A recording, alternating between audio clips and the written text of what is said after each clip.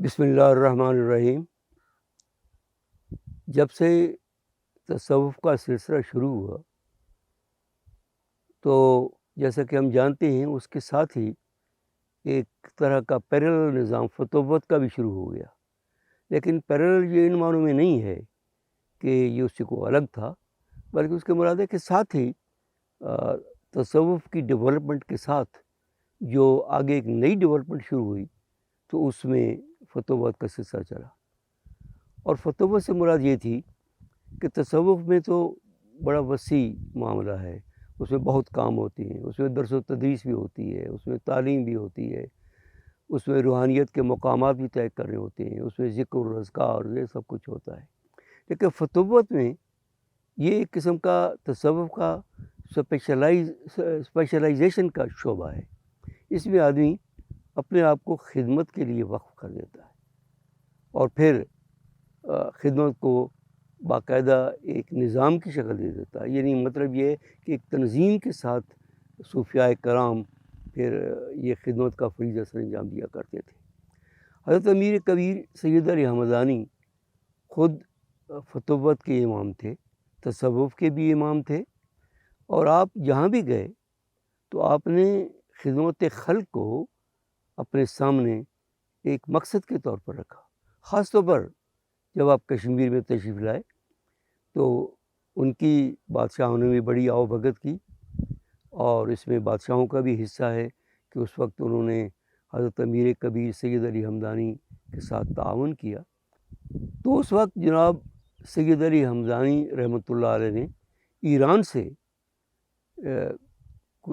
قلعہ دوزوں اور قالین بافوں اور یہ اس قسم کا کام کرنے والے لوگوں کو بلا لیا جو ان کے مرید تھے، اور وہ سینکڑوں کی تعداد میں آئے۔ بعض جگہ کہتے ہیں کہ 700 آدمی آ گئے، اور ان 700 آدمیوں کو آپ نے کشمیر میں پھیلا دیا دور دور تک، اور ان کا کام یہ تھا کہ لوگوں کو یہ اپنے فنون سکھائیں، قالین بافی کیسے کی جاتی ہے، یہ زردوزی کا کام کیسے کیا جاتا ہے، اور یہ سارے کام ہونے لگے۔ اسی لیے علامہ اقبال نے تعریف فرمائی کہ آپ جب آئے تو آپ نے ایران صغیر پیدا کر دیا،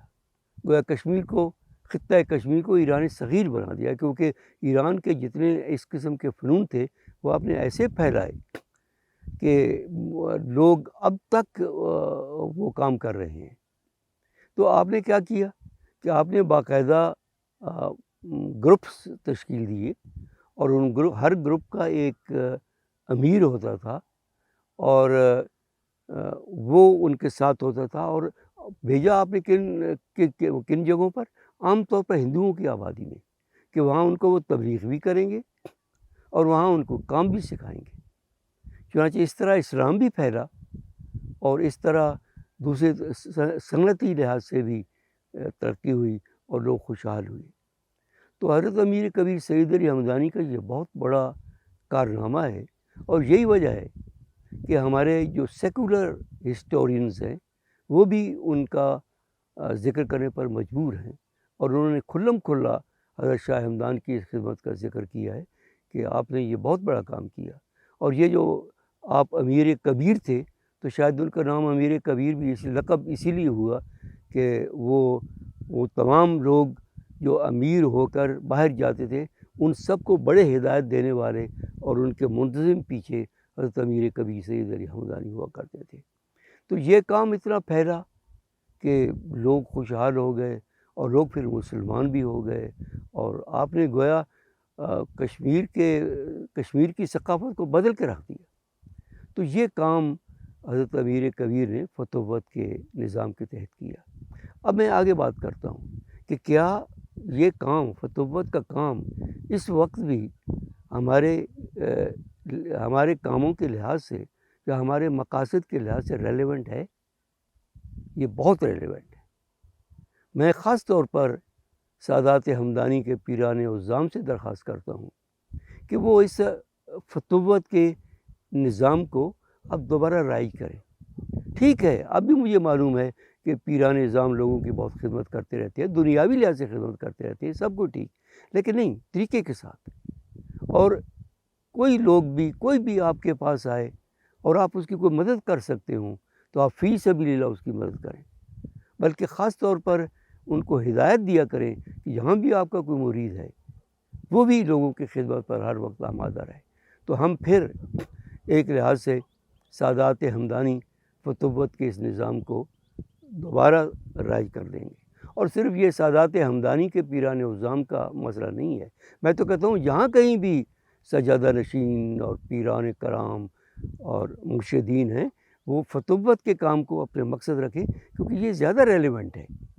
اس وقت لوگ غریب اس قدر مدد کے خواہاں آپ کو ملیں گے کہ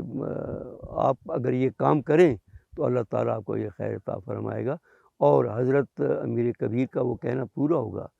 کہ انہوں نے سب سے زیادہ اس راہ کو مؤثر پایا، اللہ تک پہنچنے کی راہ کو مؤثر پایا کہ لوگوں کے دلوں کو آرام پہنچایا جائے۔